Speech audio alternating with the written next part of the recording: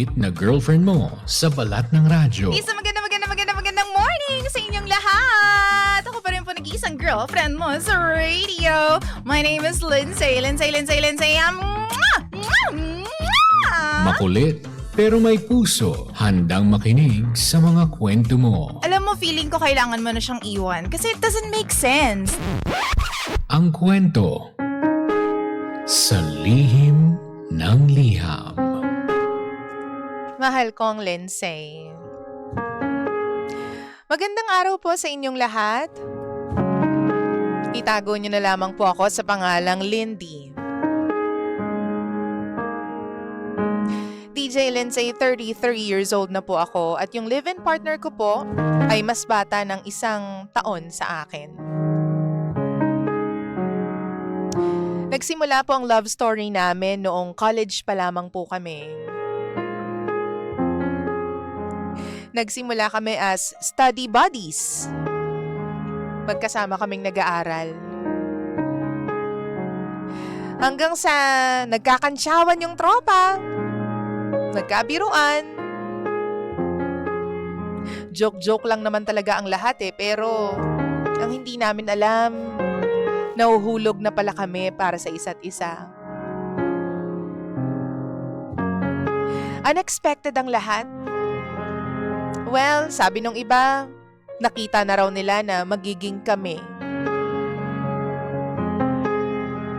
1 year. And we still do it.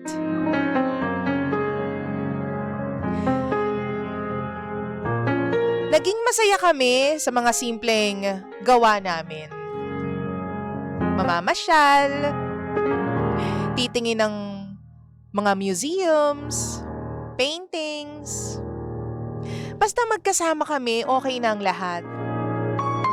And of course, hindi mawawala yung mga oras na intimate kami sa isa't isa. Solo namin ang aming pagmamahalan. Nung time na yon, madalas nag-check-in lang kami. Hindi kami pwede sa mga bahay namin dahil kasama namin yung mga relatives namin pareho. And napaka-stricto po nila. DJ Lindsay, binuksan ko po ang buong mundo ko sa kanya. Ganon din naman siya sa akin. Alam ko po yung mga pangarap niya. At alam ko yung mga bagay na hilig niyang gawin. Medyo addict po siya sa mga laro na online. Literal.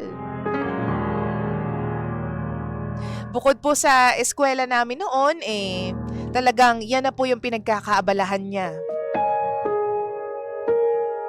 Sabi niya sa akin noon, mahal na mahal niya raw ako pero hindi pa siya ready na magkaroon ng pamilya. Sabi ko, sino bang ready? Pareho naman tayong nag-aaral pa lang. So at that time, nagpakasaya kaming dalawa. Nagpakasawa kami sa mga buhay, dalaga at binata namin. After 2 years, nangyari ang hindi inaasahan, DJ Lindsay. Nabuntis ako. Pero hindi ko po agad sinabi sa kanya. Alam ko kasi yung ugali niya. At alam ko rin na hindi pa siya ready na maging ama. Alam ko yung pinapanindigan niya noon. Kaya naman, tiniis ko ito mag-isa.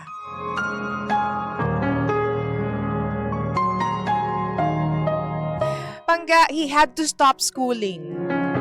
So, naiwan po ako. I kept it to myself. Tinago ko kung sino ba talaga ang tunay na ama ng anak ko. Working student pa ako noon. Naging independent woman nang wala sa oras. Hindi na rin kami nagkakausap noon. Totally wala kaming communication. Hindi rin naman po ako nag-reach out.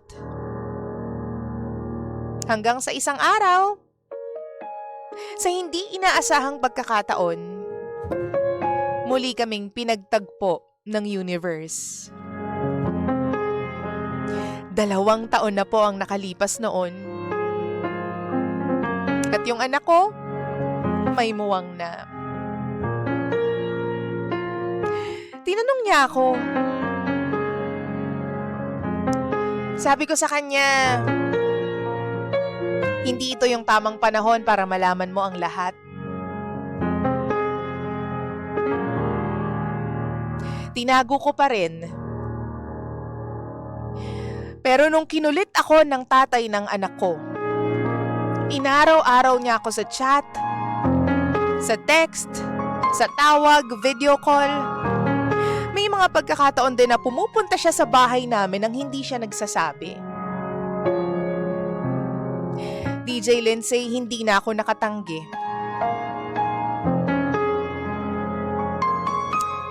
Bumigay din ako. Ang sabi niya kasi sa akin, susubukan namin ulit. This time, kasama na yung anak namin. Naging live-in partners kami ng halos 1 taon. Doon ko na-realize na hindi pala lahat ng nagkakabalikan ay nagiging okay at masaya. Hindi pa rin pala siya nagbabago, DJ Lindsay. Sa una lang naging okay.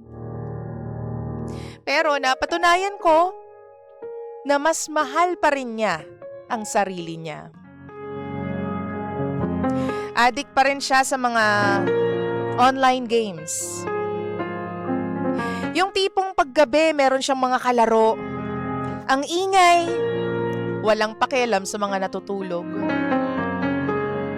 Minsan, hindi pa kami kumakain ng anak niya. Wala rin siyang pakialam, basta maglalaro siya.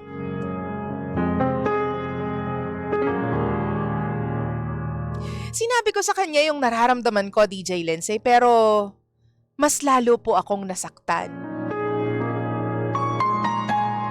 Sinabi niya sa akin na nagdadalawang isip nga raw siya kung totoong siya ang ama ng bata. Kasi para namang daw hindi sa kanya yung bata. Sabi ko sa kanya, hindi naman kita pinipilit. Hindi kita pinipilit na maging ama. Kung tutuusin, hindi ko na kailangan pang sabihin sa'yo. Gusto ko lang mawala tong guilt ko sa loob. Pagkatapos nito, kung gusto mong umalis, umalis ka.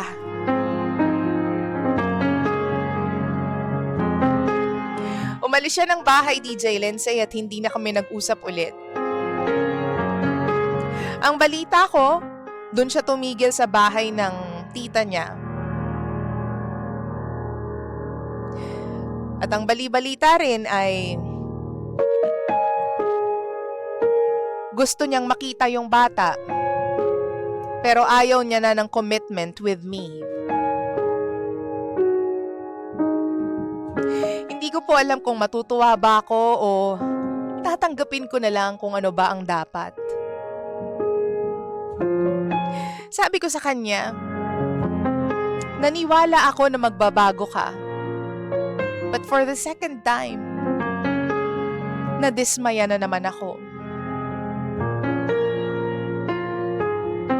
I promised myself, DJ Lindsay, na after this decision, mas pipiliin ko ang kapayapaan sa puso ko at para sa puso ng anak ko.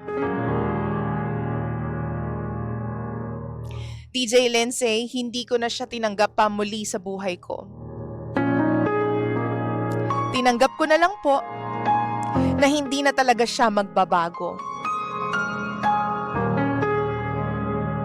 3 buwan na po ang nakakalipas, DJ Lindsay.